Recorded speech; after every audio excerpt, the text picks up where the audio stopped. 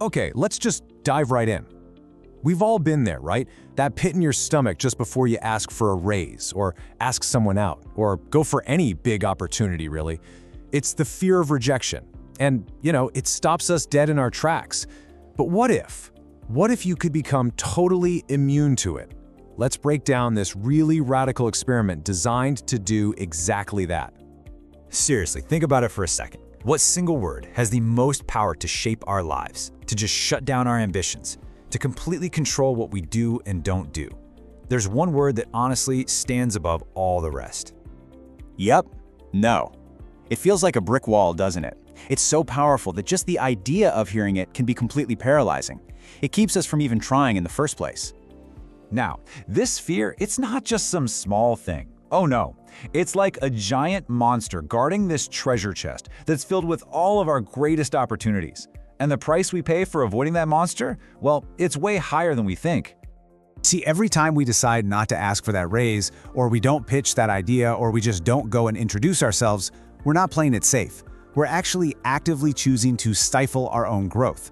We are missing out on huge career moves, creative breakthroughs, and amazing human connections, all because we're terrified of hearing a single two-letter word. So how in the world do you fight back against something like that? Well, let me introduce you to Jia Jiang. He's an entrepreneur who is just as paralyzed by this fear as any of us, but instead of running away from it, he decided to run directly at it. And he launched one of the wildest, most insightful personal experiments you can imagine. For 100 days straight, his goal was not to get a yes. Get this, his goal was to get a no. Every single day, he went out and deliberately sought rejection, just to desensitize himself, just to see what would happen if he, just asked. And the things he asked for were wonderfully absurd. I mean, can you imagine walking into a fast food place, you finish your burger, and you go up to the counter and ask for a burger refill? The sheer guts, the awkwardness, that was day 3 of his experiment. But he didn't stop there. Oh no. He started challenging some of our deepest, most ingrained social rules. He actually walked up to a complete stranger and asked point blank if he could borrow $100. And then he'd do something totally out of left field, like knocking on a random person's door and asking if he could plant a flower in their yard. He was testing the absolute limits of no in every way he could think of. And what he found out, well, it was profound. So through all of this, the real treasure he found wasn't about learning how to get more yeses. The real breakthrough was in completely changing his understanding of what the word no actually means in the first place. This right here captures the entire mental shift. We're so scared that a no is this final judgment on us, on our worth. But the reality he discovered, rejection is just data. It's simply feedback. More often than not, it's about the other person's situation, their budget, their timing. It has nothing to do with you. It's not the end of the road, it's a chance to learn something.